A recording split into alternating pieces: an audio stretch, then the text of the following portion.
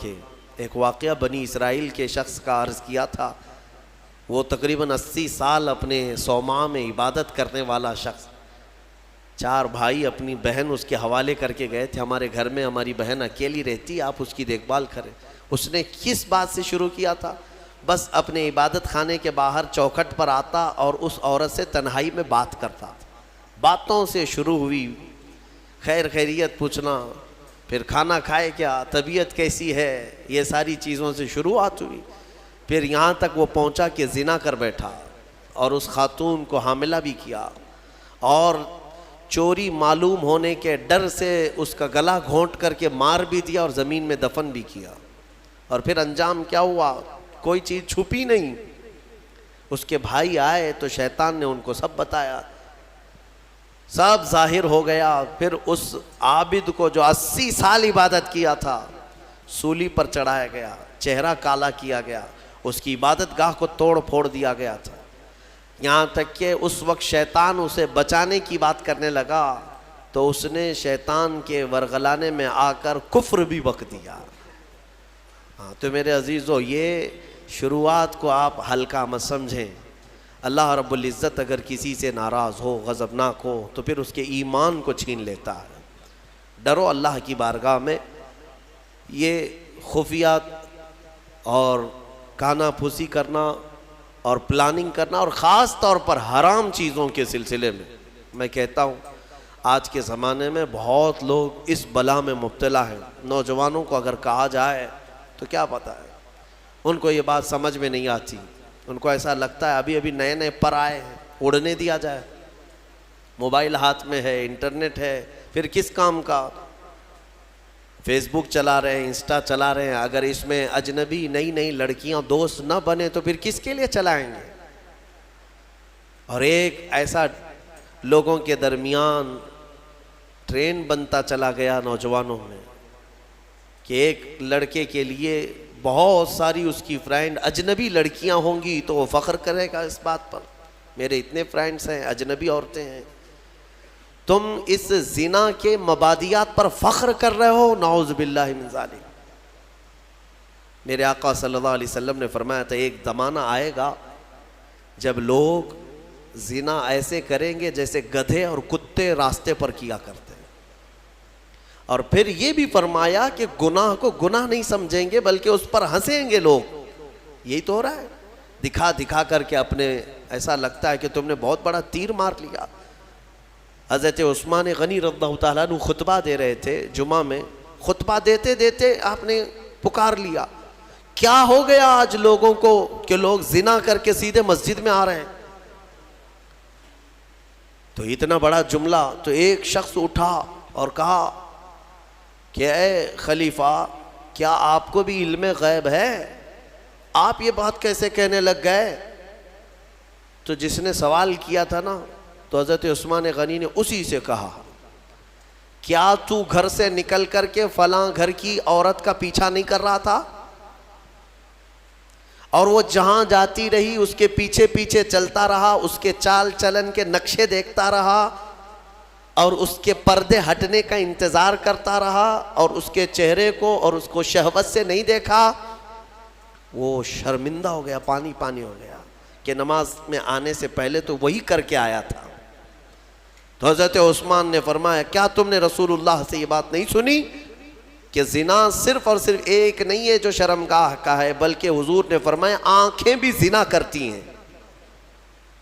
میرے عزیزو, ان چیزوں سے بچو. میں بچوں سے کہتا ہوں, نوجوانوں سے, ان خرافات میں جی کر کے تم حوران جنت کو قربان کیوں کر رہے ہو؟ تم مومن ہو, تم مسلمان ہو, تمہارے لیے یہ گھٹیا قسم کی زندگی نہیں دی گئی ہے. تم کفار و مشرکین اور یہ ماڈرن قسم کے لوگوں کو فالو کرنے جاتے ہو, ان کو فلموں میں دیکھ رہے ہو, ان کو سیریلز میں دیکھ رہے ہو, اور ان کو جس طرح سے کرتے, جہنمیوں کو دیکھ کر کے تم فالو کرنے جا رہے ہو. تم امانت ہو میرے مصطفیٰ کی, تمہیں تو دیکھنا چاہیے تھا خالد بن ولید کو, تمہیں دیکھنا چاہیے تھا حیدر کرار کو رضوان اللہ تعالیٰ علیہ مجمعین. ان کی پیروی کرتے ہوئے ہوگا کیا؟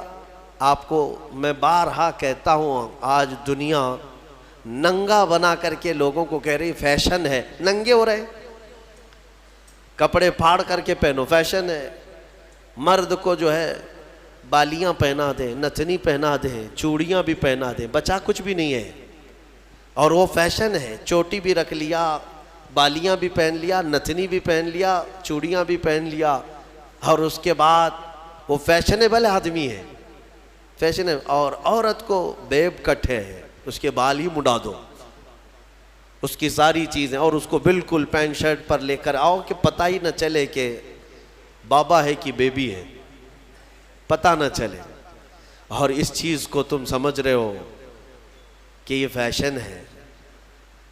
اور اگر کپڑے پھاڑ کر پہننا، چھوٹے کپڑے پہننا، میں بارہا اس جملے کو کہتا ہوں، عورتیں یہ سمجھتی ہیں کہ شارٹس پہننا، بہت کم کپڑے پہننا یہ فیشن کی علامت ہے، تو بھینس تو سب سے زیادہ فیشنیبل ہے، وہ تو کچھ بھی نہیں پہنتی۔ گائے، یہ سب تو بہت فیشنیبل ہے کہ کچھ نہیں پہنتی۔ اگر ننگا ہونا ہی فیشن ہے تو جانور اچھا فیشن کرتے ہیں۔ تم کو اندازہ بھی نہیں، یہ جانوروں کی زندگی پر تمہیں لایا جا رہا ہے اور تم فیشن کہہ رہے ہو اس کو۔ انسان وہ ہے کہ زمین پر چلے تو شرم و حیا کا پیکر بن کر کے چلے۔ میرے عزیزوں، یہاں پر یہ جو نجوہ کی بات آئی، اس کو میں آپ کے سامنے رکھا، اور مجلس کے آداب اللہ تعالیٰ فرماتا ہے وَإِذَا قِيلَ لَكُمْ تَفَسَّحُوا فِي الْمَجَالِسِ فَافْسَحُوا يَفْسَحِ اللَّهُ لَكُمْ۔ جب تم سے کہا جائے مجلس میں کسی آئے ہوئے مومن بھائی کے لیے جگہ دے دو تو جگہ دے دیا کرو، اللہ فرما رہا ہے۔ کوئی بعد میں آیا محفل میں تو جگہ دینے کے لیے اگر تم سے کہا جائے تو جگہ دے دو، کیا ہوگا؟ اللہ تمہارے دل کو کشادہ فرمائے گا۔ یہ نہیں ہے کہ ادھر بھی چوڑے ہو جاؤ ادھر بھی چوڑے ہو جاؤ، آنے کی جگہ ہی نہ تھے۔ لیکن مومنین کی جماعت میں ہوا کرتا ہے کہ الحمدللہ ہم سمٹ کر کے بیٹھتے ہیں اور آنے والوں کو جگہ دیا کرتے ہیں۔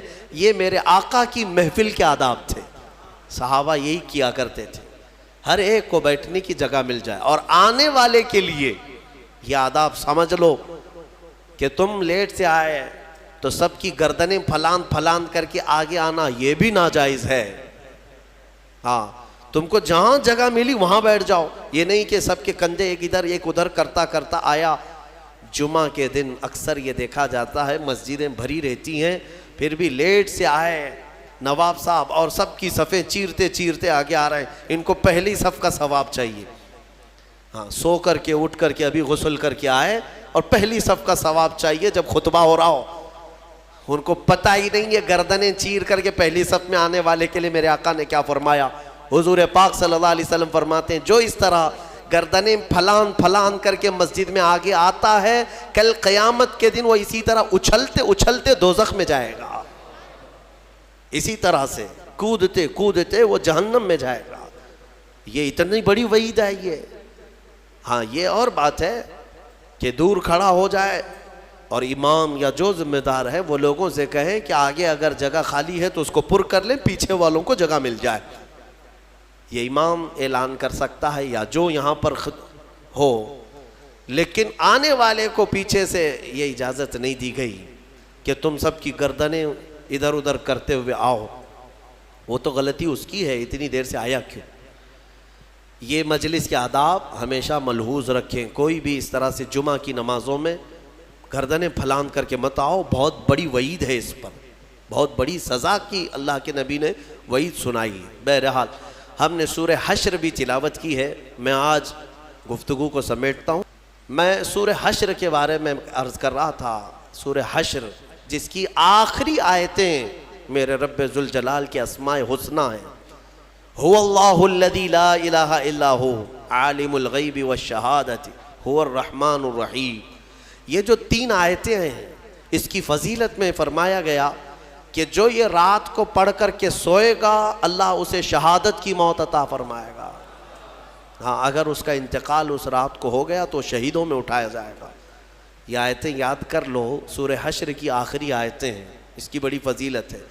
اس کے بعد میرے آقا صلی اللہ تعالیٰ علیہ وسلم کے صحابہ کے متعلق اور صحابیات کے متعلق احکامات آئے ہیں سورہ ممتحنہ میں اور سورہ صف میں۔